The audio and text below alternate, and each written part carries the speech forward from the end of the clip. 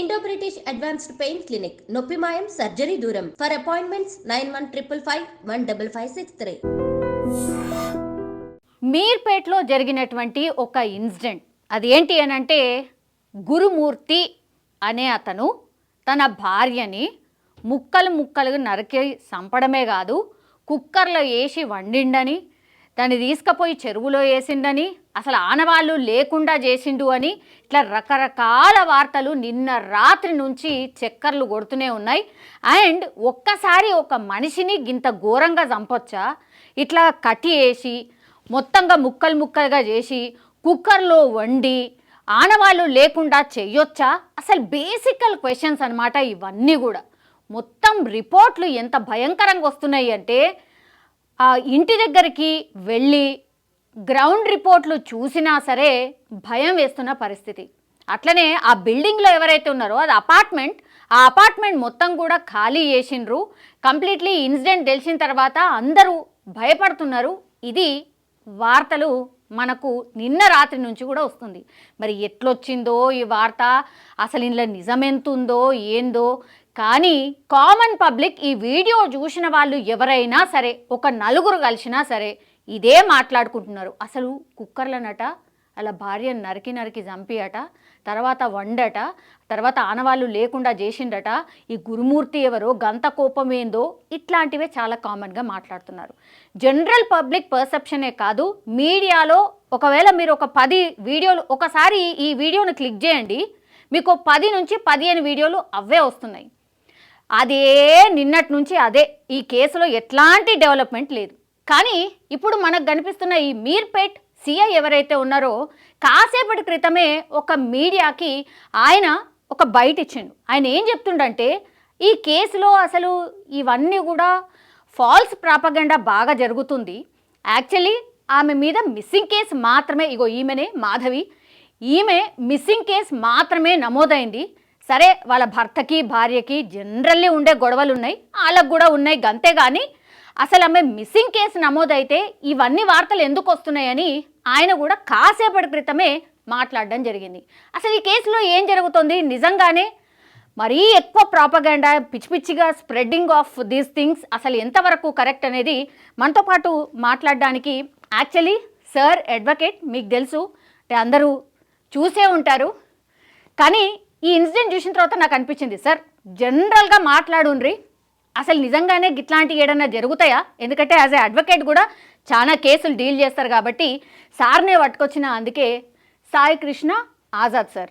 నేనైతే ఈరోజు అడ్వకేట్ అని పరిచయం చేయ, ఎందుకంటే సార్ది ఎట్లాగూ తెలుసు కాబట్టి. సార్ నిజంగా సార్ ఈ వార్త విన్న తర్వాత ఫస్ట్ భయం వేసింది సార్. అవునండి, ఏంది అసలు నిజంగా ఒక మనిషినట కట్టి చేసట, ముక్కలు చేసట, సిటీ మధ్యలో మీర్పేట్లో ఏం సార్ అట్లా ఈ పాసిబిలిటీ ఉందా సార్? నిజంగా జనరల్గానే మాట్లాడదామండి. సరే మీరు లీగల్ కోణాలు పక్కన పెడితే ఇప్పుడు సిఏ గారు చెప్పినట్టుగానే అవన్నీ పాసిబుల్ అవుతాయా? ఎందుకు అంటే ఎప్పుడో సంక్రాంతి ఫెస్టివల్ 14వ తారీఖు నాడు జరిగిన ఇన్సిడెంట్లో ఆ కుక్కర్లో వేసేస్తే స్మెల్ రాదా, సౌండ్లు రావా, అరుపులు రావా, ఆ వాసన రాదా? తర్వాత ఈయన వెళ్తుంటే సీసీ కెమెరాలో నమోదు అవుతుంది కదా. ఇప్పుడు వాళ్ళు చెప్పిన, మేము ఇప్పుడు మీడియాలో వచ్చిన కథనాల ప్రకారం చూస్తే ఆయన ఏమన్నాడు అంటే దాన్ని కుక్కర్లో పెట్టి ఎండబెట్టి అన్నాడు. ఎక్కడ ఎండబెట్టాలి? అది ఎండ ఉందా? చలికాలం ఎండ అవుతుందా? ఒకవేళ ఎండినా అంత తొందరగా ఫాస్ట్గా ఎండిపోతాయా? మరి నూరటానికి సౌండ్ రాదా? ఎక్కడ నూరాలి? అది రోలు రోకళ్ళు ఉన్నాయా, రుబ్బు రోల్స్ ఉన్నాయా? ఏంటంటే ఇవన్నీ ఏంటంటే కథనాలని నేను అనుకుంటున్నాను. ఎందుకంటే సిఏ గారు చెప్పినట్టుగానే ప్రాథమిక జనరల్గా ఏంటంటే ఒక ఇన్సిడెంట్ జరిగినప్పుడు అది ఎంత మర్డర్ జరిగినా ఏది జరిగినా కూడా కొన్ని సర్కమస్టాన్సెస్ ఎవిడెన్స్ అనేది వదిలేస్తారు ఎవరైనా, ఎంతైనా, ఎక్కడో సందర్భంలో క్లూస్ టీమ్ అయినా ఏదో సందర్భంలో దొరుకుతుంది. సో నేనేమనుకుంటున్నానంటే సరే ఇది మామూలుగా కుక్కర్లో ఉండటం అంటే అన్నిసార్లు ఎన్ని విజిల్ రావాలండి కుక్కర్లో ఉండాలంటే? 6 గంటలు ఉండగలుగుతామా? ఈ విజువల్ అయితే రన్ అవుతుంది సార్. పౌడర్ అని, అది కట్టింగ్ అని, అది పోలీసులు స్వాధీనం చేసుకోవాలి కదా. ఇప్పుడు అవన్నీ కత్తులు స్వాధీనం చేసుకున్నారు, మీరు చూపినట్టు అవన్నీ స్వాధీనం చేసుకుని మీడియాకి రాదు.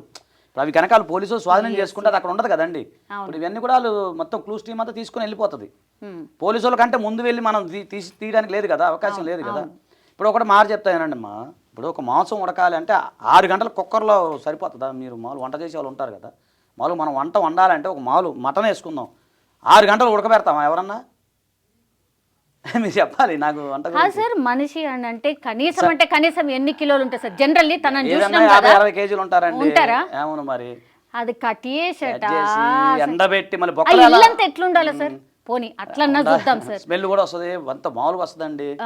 ఇంకోటి ఆయన చెప్పింది దాని ప్రకారం చూస్తే అంటే ఈ విజువల్ కొంచెం జనాభా చూస్తానికి బాధ అనిపిస్తుంది, కానీ తప్పదు మాట్లాడుకోవాల్సి వస్తుంది. ఇప్పుడు ఫ్లెష్ కట్ చేసి తర్వాత బోన్స్, ఆ బోన్స్ దంచాలంటే ఎంత కష్టం అంటే చెప్తున్నాను. ఇవన్నీ కామన్ మ్యాన్కి మనం ఎందుకు మనం మటన్ బోన్ తినాలని దాన్ని బొక్క కొరుక్కుంటాం.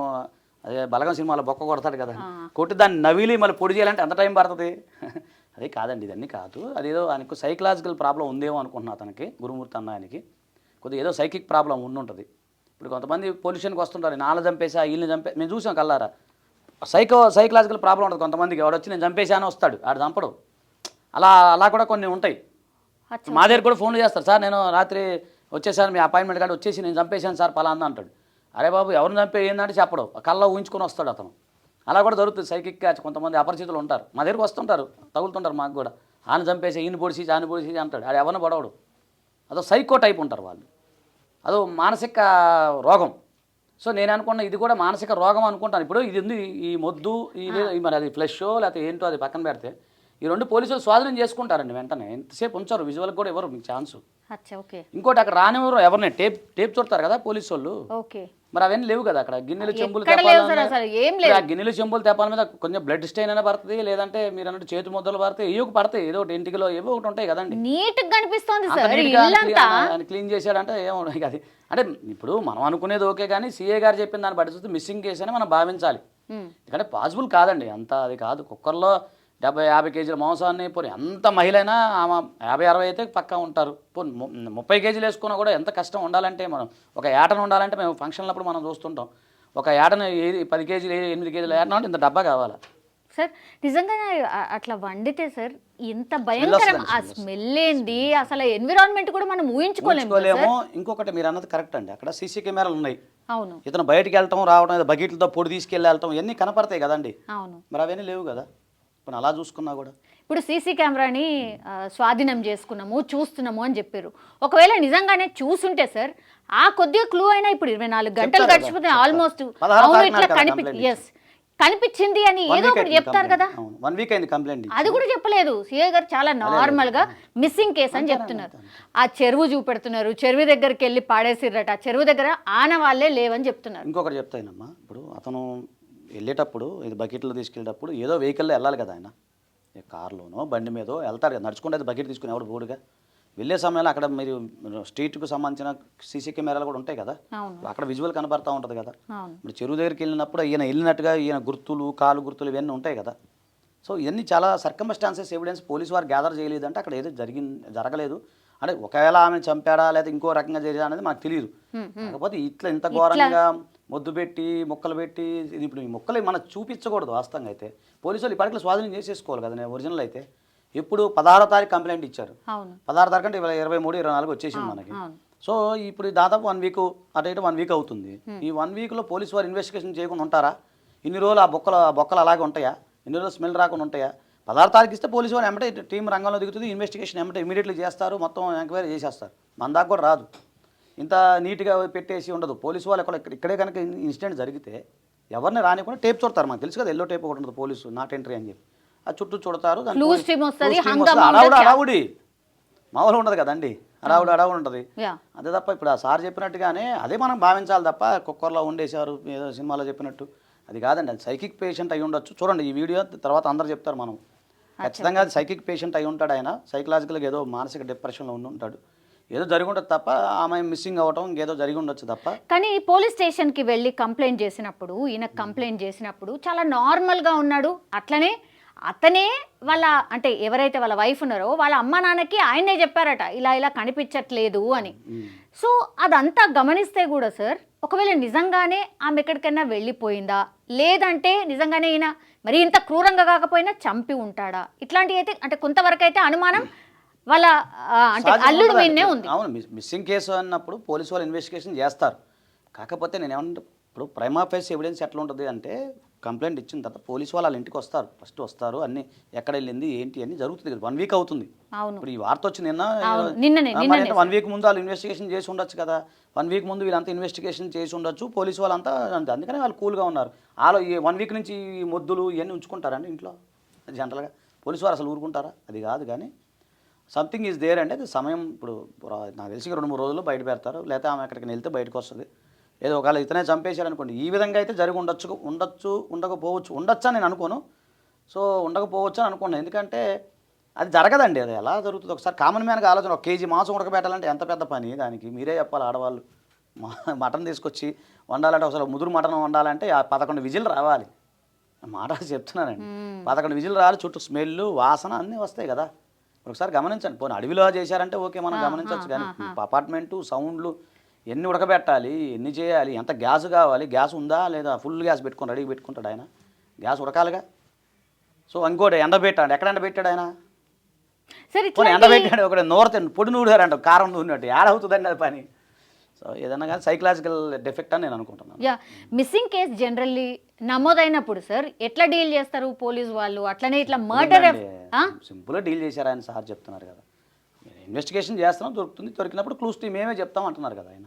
ఇప్పుడు మనం ముందే ఊహించుకొని చెప్పేది కాదు కదా, అది పోలీసు వారు చెప్పినప్పుడు మనం నమ్మాలి కాదంటారా సౌమ్య గారు? ఎస్ కరెక్టే సార్. అదే అనిపించింది సార్. నిన్నటి నుంచి అసలు కుక్కర్ అంట వండిండ్రంట, కుక్కర్లో వండిందని నథింగ్ సార్. అసలు కుక్కర్లో వండిందని చెప్పలేదు, ఆయన కట్ చేశారని చెప్పలేదు, చనిపోయిందని కూడా చెప్పట్లే ఆయన. ఎస్ ఎగ్జాక్ట్లీ సార్ చెప్పినట్టుగానే కామన్ పబ్లిక్ అయితే కొంత నిజంగా ఆ వార్త విన్న తర్వాత ఒక రకంగా టెన్షన్ ఫీల్ అయిపోయినరు. ఏంది మనిషిని ఇంత ఘోరంగా ఇట్లా చంపగలుగుతారా, అసలు ఎట్లా పాసిబుల్ అవుతుంది అనేది చాలా మంది మాట్లాడుతున్నారు. కేసులో ఏం జరుగుతుంది ఏంది అనేది తర్వాత సంగతి. కానీ ప్రాక్టికల్లీ నిజంగా ఆలోచిస్తే అసలు ఇది పాసిబుల్ అవుతుందా? నిజంగా పాసిబిలిటీ అనేది 0.0 అంతే 0%. మాకు తెలిసి అయితే ఈ వీడియో ఎందుకు చేస్తున్నాం అంటే ప్రజలను ప్యానిక్ అవ్వకుండా ఉండటం కోసం, టెన్షన్ పడకుండా ఉండటం కోసం. ఇంకోటి అంటే కొంతమంది సున్నితమైన మనస్తత్వాలు ఉంటారు, ఇలాంటివి చూసి భయపడిపోయే వాళ్ళు ఉంటారు. వాళ్ళందరికీ ధైర్యం చెప్పడం కోసమే మన ఉద్దేశం.